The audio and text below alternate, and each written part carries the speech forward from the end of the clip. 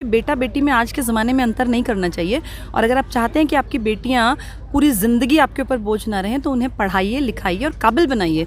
काबिल बेटी सिर्फ अपना घर नहीं संभालती, वो ज़रूरत पड़ने पर अपने माँ बाप को भी संभाल सकती है। जय हिंद दोस्तों। तो अभी है हमारे साथ बबीता मैम, जो कि आईसीएस कोचिंग सेंटर की संचालक है और हमारे आईसीएस गोरीवाड़ा में इनको माँ सरस्वती के नाम से जानते हैं।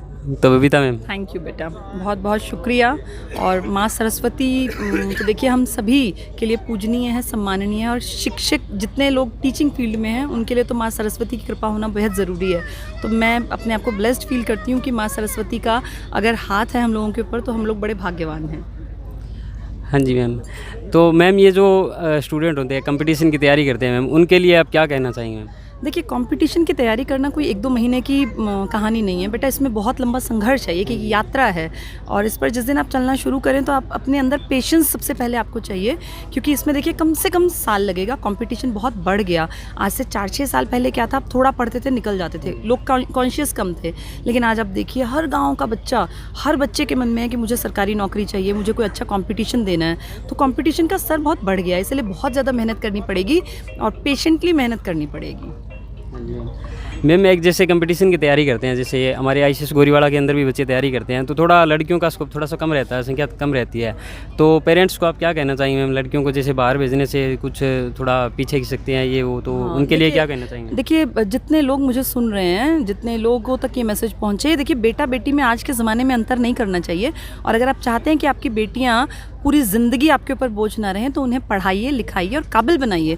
काबिल बेटी सिर्फ अपना घर नहीं संभालती, वो ज़रूरत पड़ने पर अपने माँ बाप को भी संभाल सकती है। और आगे जाने पर भी अगले परिवार में उसकी एक इज़्ज़त जो है वो बढ़ जाती है। वो किसी के ऊपर डिपेंड नहीं होती, हर चीज़ के लिए माँ बाप के ऊपर सामने हाथ नहीं फैलाती, भाई के भरोसे नहीं रहती।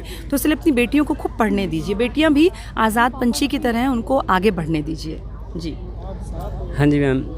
और मैम, एक जो स्टूडेंट जैसे तैयारी करते करते काफ़ी टाइम चला जाता है, सिलेक्शन नहीं हो पाता है, कहीं भी कुछ भी बन नहीं पाता है, तो डिप्रेशन में चले जाते हैं मैम, तो उनके लिए क्या कुछ मैम? देखिए, ये पार्ट ऑफ लाइफ है। आप किसी को भी देखेंगे, हर आदमी के जीवन में, आप किसी भी सफल आदमी से पूछिए, उम्र के किसी न किसी पड़ाव में उसे फील होता है, जब वो तैयारी कर रहा होता है कि मैं सक्सेस नहीं हासिल कर पा रहा हूँ, तो वो डिप्रेशन में चला जाता है।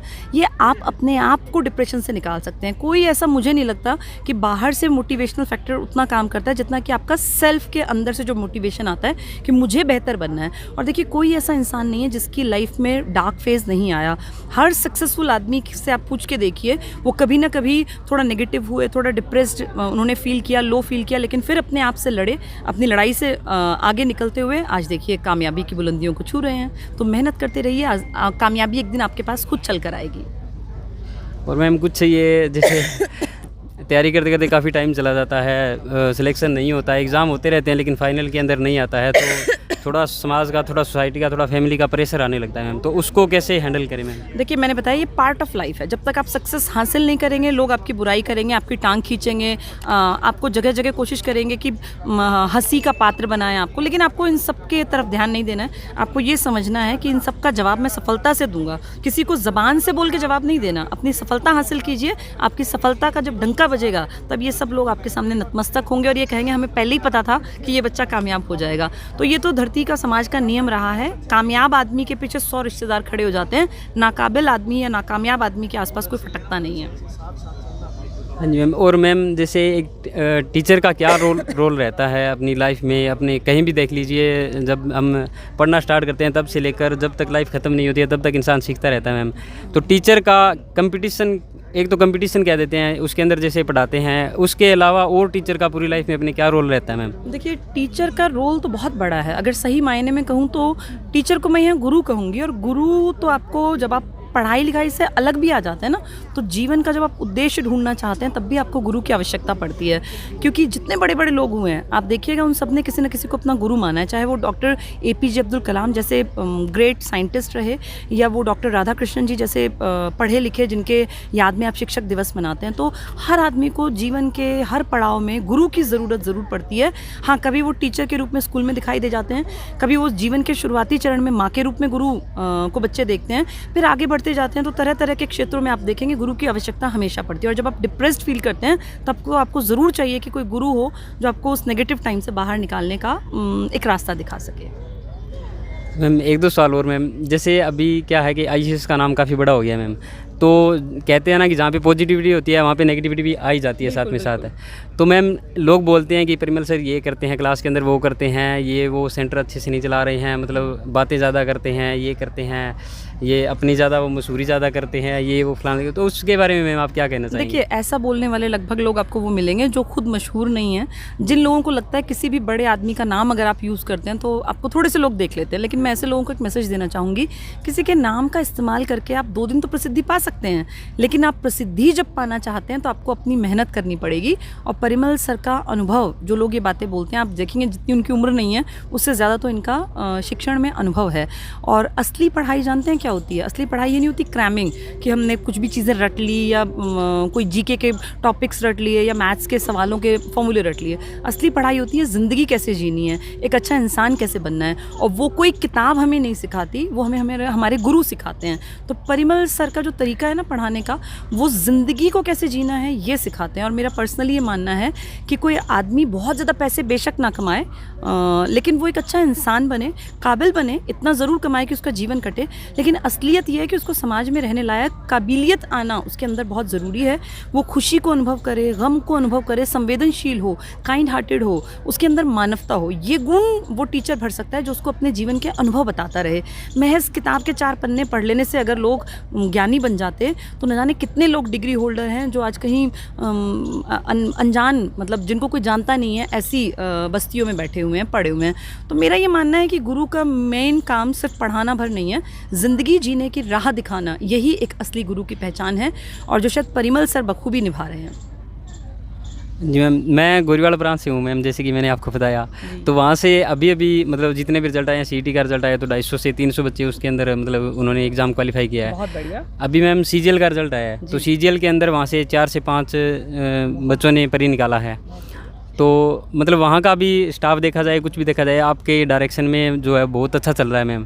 तो आप गोरीवाला के बारे में क्या कहना चाहिए मैम? गोरीवाला जो है सर बहुत ही बढ़िया मैनेज कर रहे हैं, और स्टूडेंट्स भी बड़े डेडिकेटेड हैं। मैं कई बार गोरीवाला के स्टूडेंट्स से मिली हूँ, बहुत ही अच्छे बच्चे हैं, और उन लोगों को ये फील होता है कि हमें नौकरी चाहिए। देखिए, सबसे बड़ी बात ये भी होती है, कई बार मैं ऐसे बच्चे देखती हूँ, पेरेंट्स भेज देते हैं, पैसा फीस दे देते हैं, लेकिन वो यहाँ तक आके फिर भाग जाते हैं, क्लास के अंदर नहीं जाते। लेकिन गोरीवाला से जितने बच्चों से मैं मिली, मुझे फील हुआ कि वो रियली मोटिवेटेड थे और वो ज़िंदगी में कुछ हासिल करना चाहते थे। तो जितने स्टूडेंट्स मुझे सुने गोरीवाला में, बच्चों ये आप लोग जिस रास्ते पर हैं ये बिल्कुल सही रास्ता है। अपने ऊपर विश्वास रखिए, अपने टीचर्स के ऊपर विश्वास रखिए, और आपकी जो ब्रांच संभाल रहे हैं सर वो भी बहुत डेडिकेटेड हैं, बहुत अच्छे ढंग से अपने काम को कर रहे हैं। तो सभी लोग मेहनत करते रहिए, और मेहनत का दूसरा कोई पर्याय नहीं है। जो मेहनत करेगा वो एक दिन अपनी मंजिल को 100% हासिल कर पाएगा। तो ऑल द बेस्ट, मेहनत करते रहिए, पढ़ते रहिए। मैम एक आखिरी सवाल, आईसीएस आज के ज़माने में मैम बहुत ज़्यादा बढ़िया कर रहा है, मतलब जितना सोच नहीं सकते उससे भी ज़्यादा बढ़िया कर रहा है मैम। तो आगे फ्यूचर में आईसीएस का और क्या कुछ आगे फ्यूचर, ये जो सामने तुमने अगर ये वीडियो में कवर किया होगा, ये हमारा फ्यूचर है, और ये हमारा नहीं, ये भारत का भविष्य है। ये जो छोटे छोटे बच्चे आप देख पा रहे हैं, 4वीं क्लास से लेकर 11वीं क्लास तक के बच्चे, यहाँ हज़ारों की संख्या में प्रदेश भर के इतने बच्चे एक जगह इकट्ठे होना और इतने तरीके से उनका एग्ज़ाम कंडक्ट कराना, ये कोई छोटा टास्क नहीं है। और कितने बेहतरीन तरीके से पूरे वॉलंटियर्स, आप देखिए आईसीएस की ये टीम की ताकत है जो इतने बड़े लेवल पर ये एग्ज़ाम कंडक्ट होना पॉसिबल हुआ। तो आने वाला भविष्य जो है भारत का, वो यहाँ इस टाइम ये ग्राउंड में आपको बैठे हुए बच्चे जो बहुत तल्लीनता के साथ और कितने बढ़िया तरीके से अपना एग्ज़ाम दे रहे हैं, ये है भारत का भविष्य, जिसमें हम कोशिश कर रहे हैं कि हम थोड़ा सा एक रोल प्ले कर पाएँ, इनको एक डायरेक्शन दे पाएँ। बाकी देखिए, मेहनत तो इन बच्चों की ही है, और भारत आने वाले मैं बहुत ये नहीं कहूँगी 1-2 साल में, लेकिन जब ये बच्चे 12वीं करके निकलेंगे, जो आज 4वीं-5वीं में हैं, तो आप देखेंगे इंटेलिजेंट होने के साथ साथ ये लोग समझदार भी होंगे। और ये सिर्फ किताबी वो नहीं होंगे रटने वाले कि भाई रटंतू घोड़े या रटंतू तोते, ये होंगे वो इंसान जो काइंड हार्टेड होंगे और बहुत मिलनसार होंगे, संवेदनशील होंगे, जिनके अंदर मानवता होगी, जो रिश्तों को समझ के आगे बढ़ना चाहेंगे और समाज में एक सहयोग देंगे। ये है हमारा भविष्य। Thank you so much ma'am. Thank you. तो ये थे हमारे साथ बबीता मैम। तो एक चीज़ और मैं आपको बताना चाहूँगा, आपने कभी बबीता मैम की बहनों को नहीं देखा होगा, ये बहन है ना? हाँ, ये मेरी सिस्टर। तो मैं आपको उनकी सिस्टर से मिला देता हूँ, दिखा देता हूँ आपको। आपके बारे में थोड़ा बता दीजिए। मैं बबीता मैम की छोटी सिस्टर हूँ। ये कंटेंट क्रिएटर बता दो। मैं जो आपकी जीके की बुक्स होती हैं उसका कंटेंट मैं ही तैयार करती हूँ। ये जो बुक्स आप पढ़ते हैं ना, जो बुक्स आप पढ़ते हैं उसमें मैंने नाम भी मेंशन किया है, वो मेरी हेल्प करती है, कंटेंट क्रिएटर है ये हमारे साथ। मैं बच्चों टीचर हूँ मैं भी एक, और 22 साल से पढ़ा रही हूँ। तो आप लोगों के लिए मैं बस यही संदेश देना चाहूँगी कि खूब मेहनत करो, अपनी बबीता मैम, अपने परिमल सर की बातें सुनो। वो आपको जीवन के लिए जो भी ज्ञान देते हैं, चाहे वो किताबों का ज्ञान है, चाहे वो सामाजिक ज्ञान है, वो आप ज़रूर उसको फॉलो करें और नो डाउट आप बहुत बेहतरीन नागरिक बनकर उभरेंगे। Thank you. सुहानी, बोले सबको all the very best. All the very best to everyone जो सरकारी नौकरी की तैयारी कर रहे हैं। आई होप आप सब लोग बहुत जल्दी तैयारी करके एंड बस आपका सिलेक्शन हो जाए जल्दी ही। तो बबीता मैम जिस भविष्य की बात कर रही थी, मैं आपको दिखा देता हूँ किस तरह से यहाँ पर बच्चे आए हुए हैं, कितनी ज़्यादा तादाद में बच्चे आए हुए हैं। तो यही भारत का भविष्य है। ये बहुत ही अच्छी बात बोली मैम ने, क्योंकि ये भी आज देखिए इतनी कम उम्र में 4th स्टैंडर्ड से ही अगर कंपटीशन देखने लग जाएं तो आगे जाकर बच्चा फिर कहीं भी उलझेगा नहीं, कहीं भी अटकेगा नहीं। तो ये बच्चे लगे हुए हैं अपने एग्ज़ाम देने में। और थैंक यू सो मच दोस्तों। तो कमेंट करके बताना आप बबीता मैम का ये इंटरव्यू आपको कैसा लगा।